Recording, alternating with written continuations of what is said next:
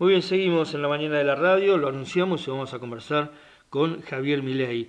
Como ustedes saben, es ampliamente reconocido por toda la gente en función de su presencia en muchos medios nacionales, político, economista, bueno, además conferencista y también bastante polémico algunas veces para algunos que, bueno, cuando se les rompe la línea de pensamiento y se le intenta abrir la cabeza a la gente, evidentemente hay algunos que no le conviene y eso molesta. Pero bueno, vamos a conversar con él ahora. Javier, buen día, gracias por atenderme, ¿cómo está? Buen día, Raúl, un gusto enorme hablar contigo. Igualmente. Bueno, la verdad que hay muchos temas para charlar contigo, pero quiero arrancar desde el principio. Tengo algún dato que Martínez de Oz y la tablita, la inflación de por aquel entonces, ¿fue lo que te motivó a ser economista? Sí, exactamente. Cuando estalló la crisis de la tablita cambiaria, con aquella nefasta frase de Sigol, que te debes acordar en el 82, que decía, el que apuesta al dólar pierde, Tal y eso cual. generó un revoleo tremendo en lo económico. De repente veía gente que había estado muy bien y pasaba a estar muy mal, y gente que estaba mal de repente había pasado a estar bien, y dije, pero ¿qué pasa con todo esto? Bueno, eso fue lo que me motivó a estudiar economía, y ya a los 11 años había decidido ser economista. Ujú. Bueno, pero también fuiste arquero de Chacarita, digamos que la versatilidad en tu búsqueda era importante por aquel entonces. Bueno, lo que pasa es que yo jugaba al fútbol desde chico, y a los 18 años ya estaba con el plantel profesional de Chacarita Juniors. Lo que Ujú. pasa es que dejé por la hiperinflación, o sea, la economía siempre pudo más. Se llevó puesto todo. Sí, sí, Ujú. es una verdadera pasión.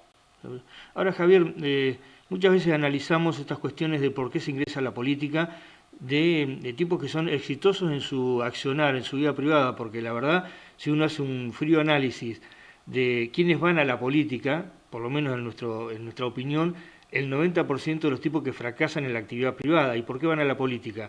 Van a la política porque intentan salvarse con una candidatura de 4 años y a partir de ahí comienzan una carrera que trabajan el 50% para el cargo que fueron elegidos y el otro 50% para el cargo que está por venir.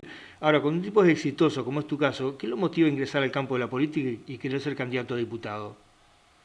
Bueno, yo lo que estoy viendo es que Argentina ha entrado en un proceso de decadencia que, si bien arrancó hace un siglo, en el último tiempo se ha precipitado de manera mucho más abrupta, y me parece que cada vez son menos las oportunidades que tenemos de revertir esta situación, y la única forma de revertir esto es volviendo a las ideas de la libertad. El problema es que volver a las ideas de la libertad va en contra de los intereses de la corporación política chorra, parasitaria, inútil, repugnante que tenemos. Y entonces la pregunta es, bueno, ¿cómo hacemos para cambiar esto? Eso vendría a ser la gran pregunta. Entonces hay varias respuestas. La primera es, bueno, podemos ir por lo que es la solución revolucionaria, la solución sangrienta. O sea, yo, digamos, en general no estoy de acuerdo con esa solución, ¿sí? Y además, aquellos que abrazan esa solución le dirían, mirá, tenés un problema porque, ¿sabes qué pasa? El Estado tiene el monopolio de la violencia, el monopolio tiene las armas, y además nunca en la historia, digamos, hubo tanta asimetría entre las armas que tiene el Estado y las que tiene el sector privado, en caso que el sector privado pudiera tenerlas. Ese es el primer punto. El segundo punto es, la batalla cultural, la verdad es que está bastante complicada también, porque la pauta oficial hace que las ideas de la libertad tampoco tengan mucho lugar. O sea, de repente se pueden abrir algunas ventanas, y esas ventanas, digamos, se aprovechan, digamos, como es lo que he tratado de hacer yo en estos últimos años, pero, digamos, tiene sus complicaciones, y la verdad es que eh, es, requiere de un gran trabajo, y a veces el sistema tiene, bueno, de hecho el sistema tiene muchísimo más poder y de hecho, bueno, hay alguien muy cercano al presidente que, por ejemplo, anda bregando por los medios la censura de los libertarios, digamos, si lo hace abiertamente, ¿no? Digo, y por otro lado, entonces, la otra alternativa que vos tenés es meterte en el barro de la política y tratar de dinamitar el sistema desde adentro. Ahora, un sistema que en realidad aquí no se confronta o con el albertismo, kirchnerismo, camporismo y por otro lado la gente del macrismo. Digamos que en algún punto este sistema político lo manipulan de igual manera macristas, kirchneristas, digamos que ustedes serían como la otra pata de esta historia y para romper esa Nosotros coyuntura. seríamos la verdadera oposición. Claro, bueno, por eso, pero Nosotros, digo, porque en realidad la grieta que te tratan de vender es una farsa. claro, es una mentira, porque en realidad son socios. A ver, el negocio de la grieta es un negocio fabuloso para, por ejemplo, Juntos por el Cargo. ¿Por qué? Y porque se quedaron como en el 41% de los votos, ¿sabes? Digamos, todos los carguitos que tuvieron para repartir ahí. Es decir, se necesitan a sí mismos, o sea, de hecho, bueno, la propia Elisa Carrió denunció al presidente Macri que durante el gobierno básicamente le pusieron un pie encima a la justicia para mantenerla libre a Cristina Fernández de Kirchner, porque eso les convenía, digamos, electoralmente. Lo que pasa es que después les pasó como el golem, ¿no? Claro. O sea, iba a alimentar al monstruo, el monstruo se lo comió a ellos. Bueno, lo propio le pasó a Alberto Fernández de las cosas que decía de Cristina, ¿no? Bueno, está bien, digo, eso digamos, o sea, parece que en la política profesional es bastante convencional.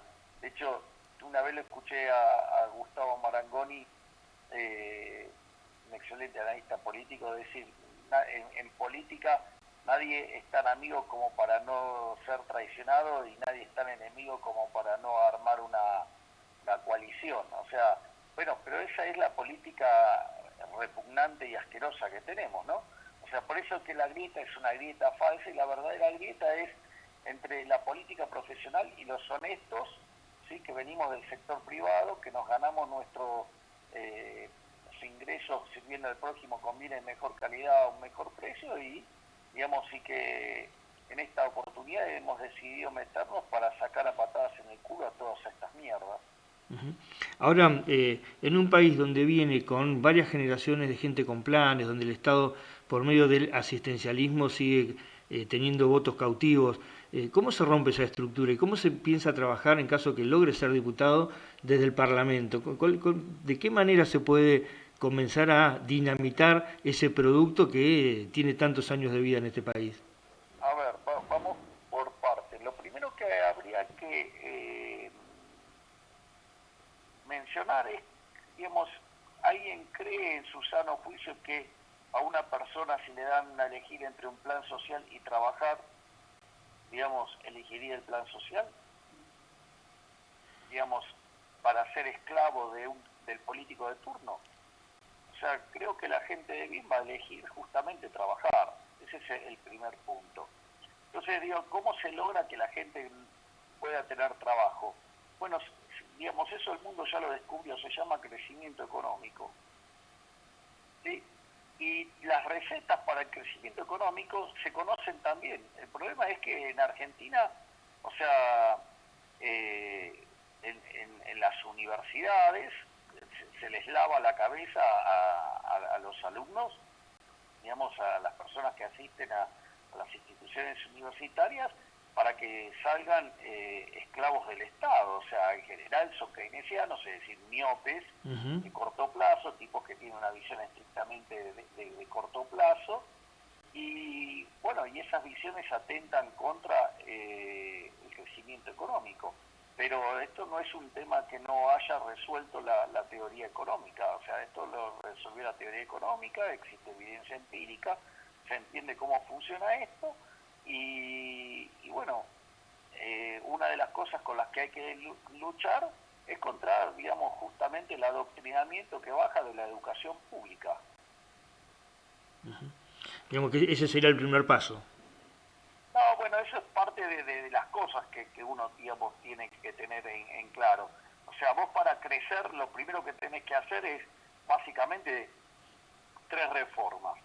La primera es la reforma del Estado. La reforma del Estado tiene una pata que es bajar el gasto para que una vez que vos bajás el gasto pueda bajar los impuestos. Y bajar el gasto no quiere decir tocar los planes sociales o tocar los empleados públicos. Significa, digamos, tocar el choreo de la política. Es decir, sacarle el choreo a los políticos chorros, que es lo que los políticos chorros no quieren hacer. O sea, el problema es que los políticos se esconden detrás de los vulnerables para seguir manteniendo el robo, ¿no? Entonces lo que hay que hacer es ir sobre esa partida. De hecho, hay un documento del BID que analiza la ineficiencia técnica del gasto público. La peor región del mundo es América Latina con 4,4% del PBI, Argentina tiene 7,2%. O sea, y de esos 7,2 hay 5 puntos que son de robo directamente. Por lo tanto, no hay mucho más que explicar. O sea, digamos, yo he propuesto en algunos de mis libros ir a un sistema de iniciativa privada a la chilena, pero claro, para eliminar la obra pública. Ahora, ¿cuál es el problema? Ahí no pueden dejar de robar. Ahí, digamos, no pueden seguir robando, ¿me comprendés? Seguro. Entonces, digo, pues así, digo, te puedo mencionar un montón de partidas, no sé, los ATN, ¿sí? O que son las transferencias discrecionales de nación a provincia y las transferencias discrecionales de provincia a municipio. Y claro, no las pueden tocar. ¿Y por qué? Porque con eso, digamos, van manipulando a la gente, digamos, la van domesticando. ¿Para qué? Para esclavizarlos y que después los voten. Bueno, digo, de esas cosas tenés un montón, ¿no? Uh-huh. ¿Es compatible tu proyecto político con Esper y en tal caso ustedes consideran que podrían tener otros vínculos políticos como para hacer una fuerza que pueda competir fuertemente de cara a la próxima elección? Bueno, nosotros estamos trabajando en ello, estamos trabajando en crear un gran espacio liberal y bueno, y estamos trabajando en eso. O sea, de hecho en esa construcción hay partidos muy importantes que son nacionales, como es el caso de la UCD, como es el caso del Partido Autonomista Nacional, como es el caso del Partido Demócrata.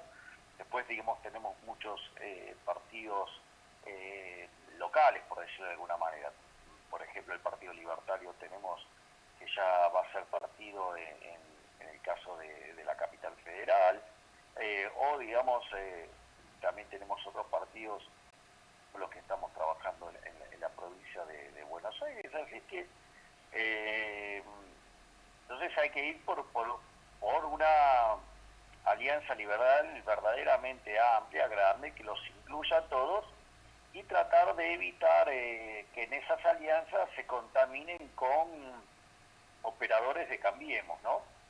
O sea, gente que está directamente con Cambiemos o gente que tiene vínculos familiares con Cambiemos o, digamos, gente que vive haciendo Zoom con Cambiemos, ¿no?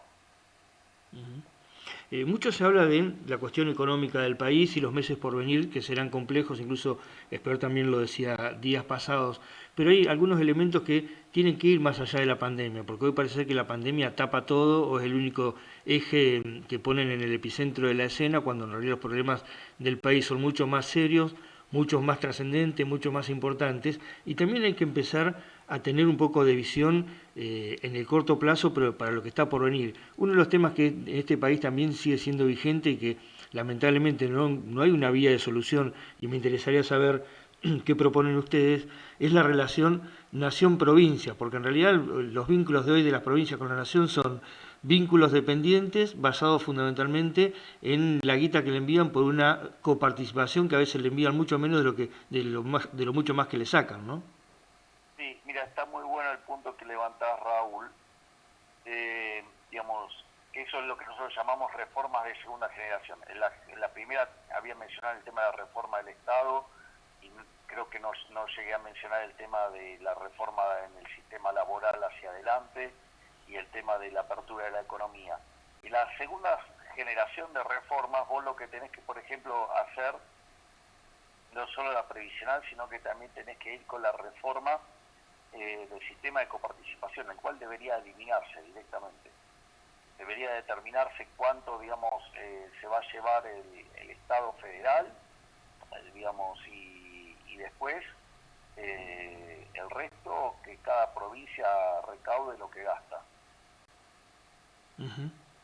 Digamos que eso vos creés que con una buena reforma viabilizaría que cada provincia pueda tener también un propio crecimiento y orientar su economía de una manera diferente.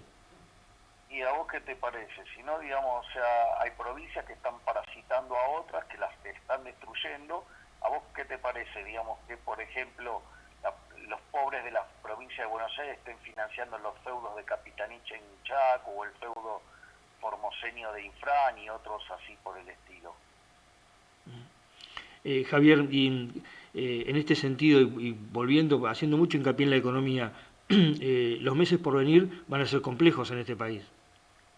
Sí, definitivamente. O sea, para adelante, digamos, se viene una aceleración inflacionaria y yo tengo mis dudas que el gobierno tenga intención de hacer lo que hay que hacer para evitar que esto derive en un escenario que va a ser catastrófico, ¿no? Porque Argentina ya vive la peor crisis de su historia, tiene la peor caída de actividad, o sea, es aún peor que la del 2002, pero pensá que en el 2002 el PBI cayó 10,9% con una caída máxima del segundo trimestre de 16. Este año vamos a estar cayendo por lo menos 12, con una caída en el segundo trimestre de 19,1.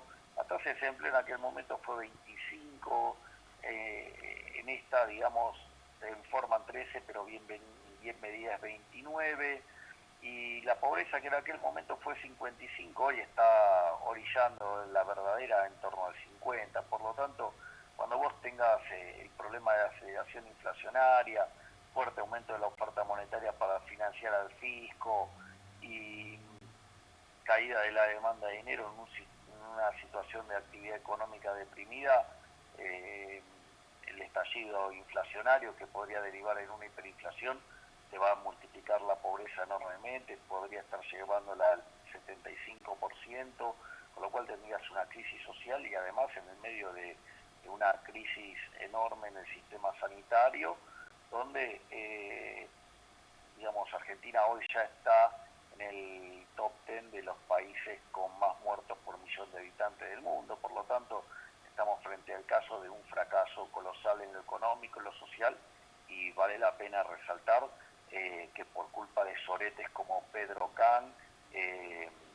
el otro, Eduardo López, creo que era, o esos que andaban dando vuelta por la televisión sembrando el terror, digamos, generaron una calamidad, ¿no? Luis Cámara, otro de los que andaban sembrando el terror por la televisión, que están con el presidente, ¿no? Digo que son corresponsables no solo de este desastre, sino que además, digamos, son copartícipes también de una cuarentena cavernícola estúpida y que constituye un verdadero delito de lesa humanidad por un cercenamiento en las libertades individuales y en la propiedad privada que deja a la situación a los individuos indefensos frente a las garras de un Estado con vocación totalitaria como es el kirchnerismo.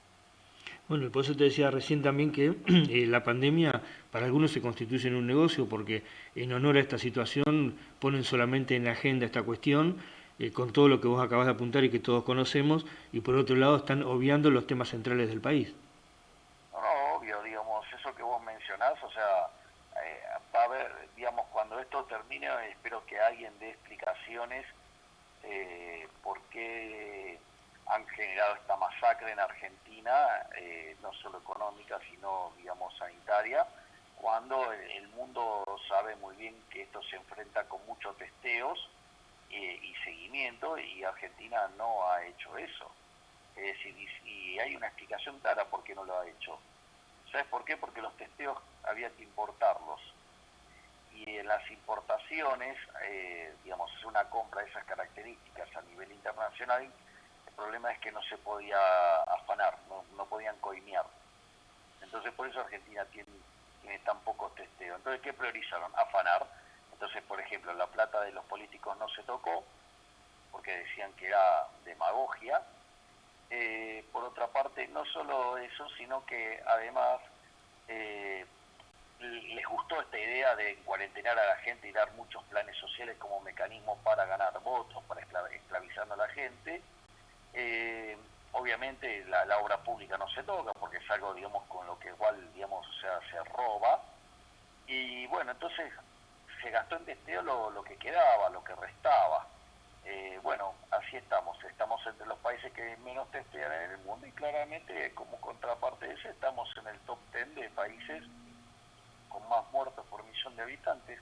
Bueno, ¿por qué? Porque tenemos políticos chorros y bueno, habrá que ver, digamos, el rol que ha tenido también el área de salud en esto, digamos, para validar semejante atrocidad, de mandar gente al cadalso por afanar. Ahora uno mira a la Argentina en el contexto latinoamericano de países vecinos, países limítrofes, y decimos estamos en el horno frente a cómo ellos están desarrollando distintas actividades para poder manejar estos tiempos. Y ahora también se hace mucho hincapié en la el nuevo presidente de Estados Unidos. ¿Cómo ves vos la presencia de Estados Unidos con este nuevo contexto que va a tener? Bueno, hay todo un tema judicial todavía, ¿no? O sea, yo no sé, todavía no está declarado presidente Biden. Biden. Ahora, ahí a mí lo primero que diría, la verdad es que de los problemas de Argentina del 99 son internos, o sea, la cuestión de Estados Unidos es un tema menor dentro de lo que es la lógica de la economía argentina. Lo que sí es grave, por decirlo de otra manera, es la perspectiva internacional, ¿sí? En otro juego. Donde Argentina, digamos, Argentina es inexistente.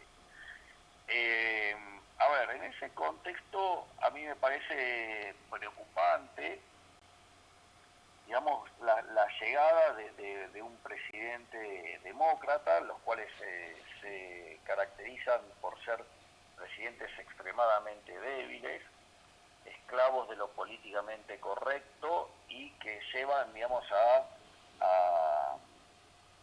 ceder al mundo occidental a valores que no son justamente los que han hecho prosperar a la humanidad, en especial en este contexto donde vos tenés a un tipo como Putin en Rusia, lo peligroso que siempre es China con el comunismo o con locos como el caso de Corea del Norte, ¿no?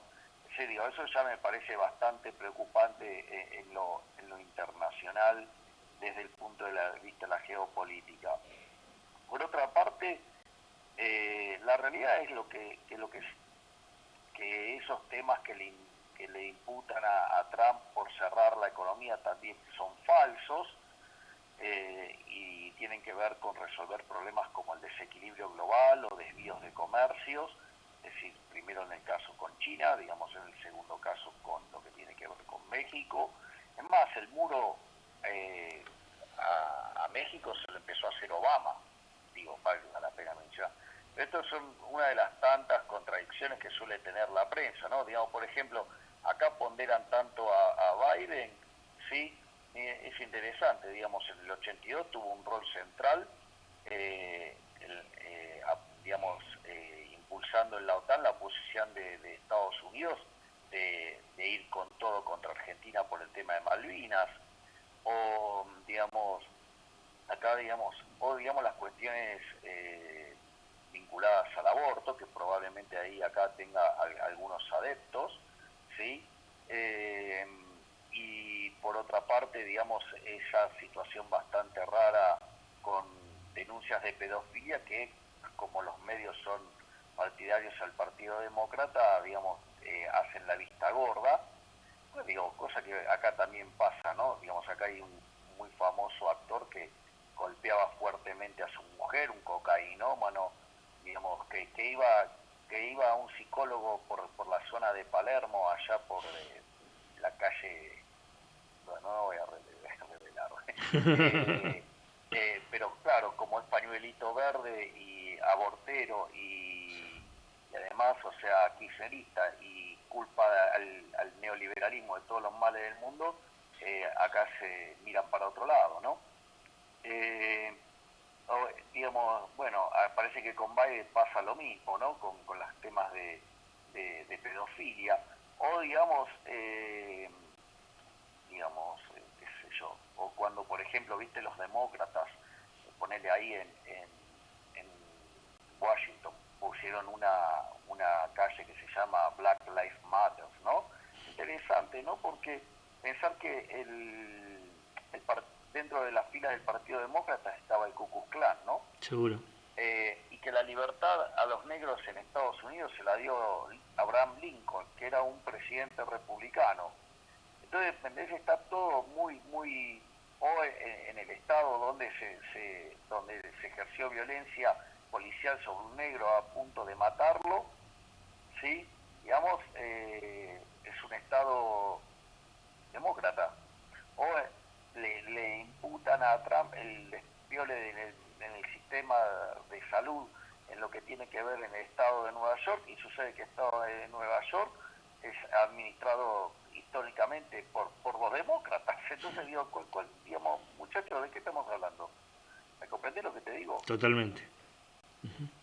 Bueno, por último, y volviendo al país y pensando en el país hacia afuera y hacia adentro, y que ustedes tanto hablan de un crecimiento, de que la economía es el corazón para poder marcar diferencia y salir de una vez por todas adelante, temas exportaciones, retenciones, movimiento interno, económicamente hablando, ¿por dónde pasa el proyecto de ustedes? ¿Lo ven viable? ¿Lo ven que se puede ejecutar en algún momento? ¿O la casta política que nada quiere cambiar los va a neutralizar? No, la casta política va a tratar de evitar toda la agenda del progreso, porque es una agenda que va contra sus propios intereses. Bueno, a ver, escúchame, a la oligarquía política no le importó mandar al cadalso a la gente, digamos, no testearon para no dejar de robar. Y eso hace que Argentina esté entre los 10 países con mayor cantidad de muertos en el mundo. O sea, a la casta política, a la corporación política no le importa que la gente se muera con tal que ellos puedan seguir robando. A ver si queda claro. Por lo tanto, imagínate que si no le importa la vida de la gente, imagínate, digamos, qué pueden hacer con los proyectos que nosotros tratamos de llevar a cabo. Se los van a tratar de deglutir, de eso no tengas duda, Raúl. La diferencia es que, como la gente está despertando y descubrió que el Juntos por el Cargo es la misma mierda que el Frente de Todos, y que en realidad todos los políticos son la misma mierda, y que la verdadera oposición somos los liberales, porque somos los únicos que nos plantamos de frente, le decimos la mierda que son. Ok, bueno, esa es la realidad. Entonces, en ese contexto, cuando esto estalle, vamos a ver cómo reacciona la gente. Vamos a ver qué bien le va a los políticos con la gente enojada, digamos, donde te hunden económicamente, porque te hunden en la pobreza, te dejan sin laburo, ¿sí? Y además te entregan a la muerte, digamos, para seguir manteniendo sus negocios. Vamos a ver, digamos, cómo la gente está reaccionando, o sea, la gente está despertando. Vamos a ver cómo le va a los políticos tradicionales, profesionales, cuando esto estalle. Javier, te agradezco que me hayas atendido. No, por favor, Raúl, ha sido un verdadero placer hablar contigo. Un gran abrazo. Un abrazo, que estés muy bien y no faltará oportunidad que sigamos charlando. Muchas gracias, será un placer. Abrazo grande. Abrazo, que estés muy bien. Muy bien, así conversábamos con Javier Milei, quien nos dio esta posibilidad de charlar largos minutos con él sobre su proyecto político y que, bueno, queremos compartirlo con ustedes. Cementos del Valle, el nombre del cemento de la comarca, está en el Parque Industrial de Carmen de Patagones, fábrica de pastas artesanales La Luisita, en 25 de mayo 455 de la ciudad de Vierna.